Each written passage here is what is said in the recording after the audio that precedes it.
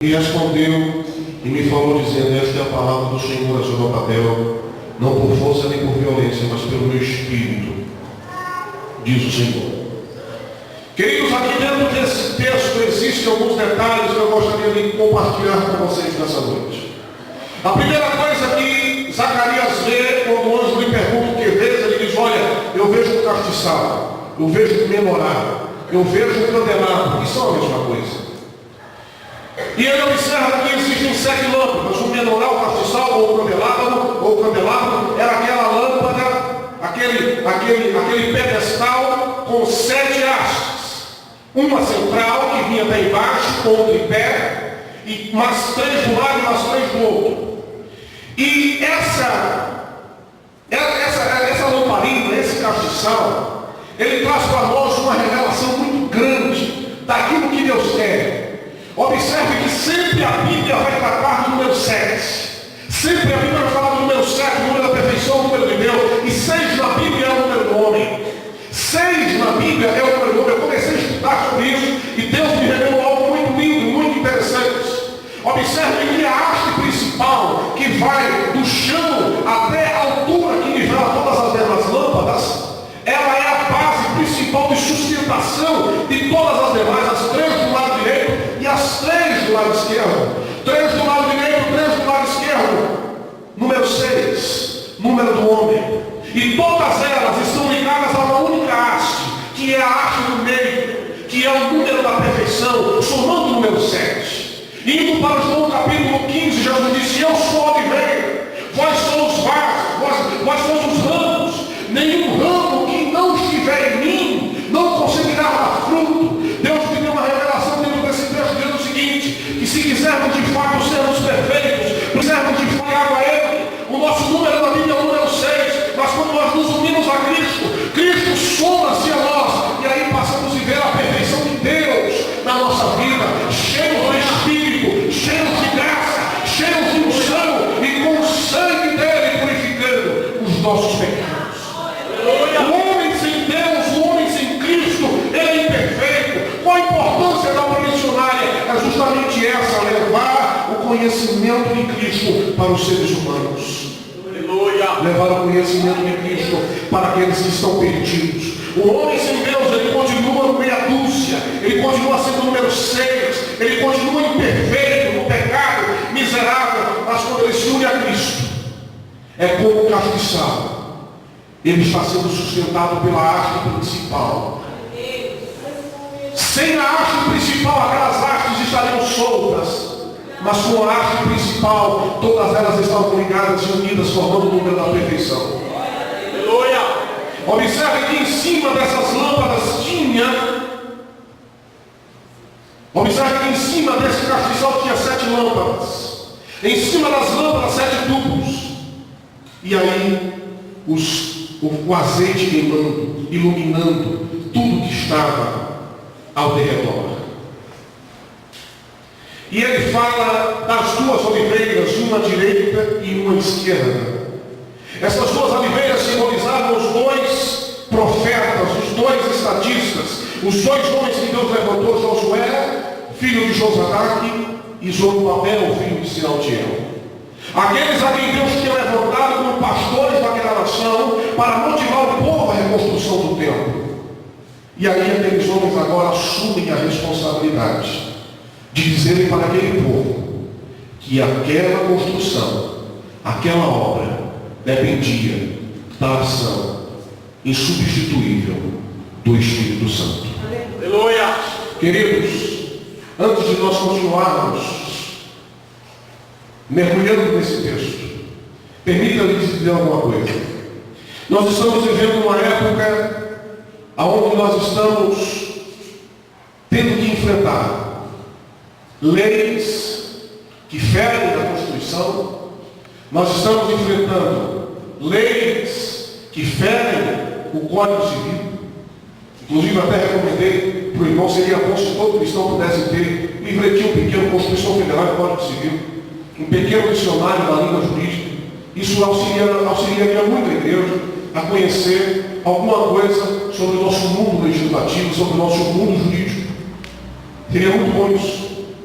nos abriria um pouco mais a mente sobre essas leis que estão tramitando no Congresso Nacional, as denominadas PLs, que são projetos de lei que ferem a Constituição. Outra coisa, nós estamos sendo atacados constantemente pelos intelectuais que estão entrando nos meios de comunicação, pessoas que foram para a faculdade, fizeram a graduação, fizeram a pós-graduação, fizeram doutorado, mestrado, fizeram um MBA e estão a cada dia se especializando na sua área de formação, na sua área acadêmica, com um único projeto, com um único objetivo, com um único propósito: desacreditar o povo da palavra de Deus.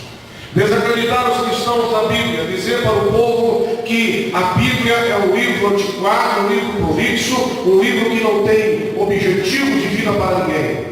Nós estamos vendo, todos os dias eu vou trabalhar e às vezes vou de carro e vejo o sábio filósofo Arnaldo Jabor pedrando os cristãos, chamando os cristãos de antiquado, fazendo apologia ao evolucionismo de Darwin, Lamarck. Eles estão a cada dia dizendo para nós que somos imbecis, que somos idiotas, que não temos mais coragem de negar a nossa fé. Ele está dizendo o seguinte: os cristãos não têm mais o que crer, e por isso que eles arrumaram um fantoche chamado Jesus Cristo, e por isso eles estão aí com a Bíblia embaixo do braço, indo para a igreja, dizendo que são crentes, mas na realidade eles não têm outro referencial. Graças a Deus que nós não temos outro referencial. Graças a Deus que nós não temos outro referencial. Estava outro dia assistindo na televisão Café Filosófico na TV Cultura, e um sábio filósofo com base científica, ele tentou provar para um cristão anglicano que estava ali naquele debate que a Bíblia ela é fruto e produto da mente humana. E eu fiquei observando aquilo e dizendo: são essas pessoas. Observe o seguinte, queridos: não são os traficantes, não são os assaltantes, não são os estupradores, não são os pedófilos que nos ameaçam. Eles são a célula podre da sociedade, mas eles não nos ameaçam tanto. Aqueles a quem nós deveríamos temer um pouco mais seriam os intelectuais. E eles estão nos meios de comunicação, eles estão na televisão, eles estão nas colunas sociais dos grandes jornais, eles estão nas revistas e eles estão detonando com a igreja. Enquanto muitos cristãos estão se enclausurando dentro da sua redoma denominada pentecostal, indo para monte, indo para vigília, mas não se dá conta de que tem que abrir a Bíblia, que tem que ler a palavra, que tem que gastar horas de joelho, lendo as escrituras e acima de tudo, procurando aprofundar-se no conhecimento da Bíblia, para dizer para aquele mundo: ainda que você não creia, ainda que você declare a minha fé, ainda que você me ignore, eu vou continuar pregando que é um Deus do céu que me salvou, que se crucificou por mim, que me ama e que jamais vai me negar.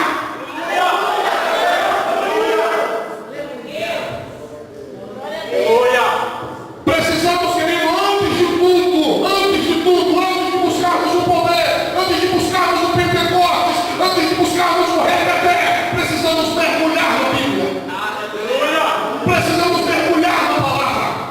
Precisamos buscar o conhecimento. Precisamos nos encher do Espírito, mas sem o conhecimento da palavra, esse conhecimento do Espírito, ele vai ficar nulo. Esta unção maravilhosa vai ficar nula, vai ficar uma lata vazia que só faz barulho.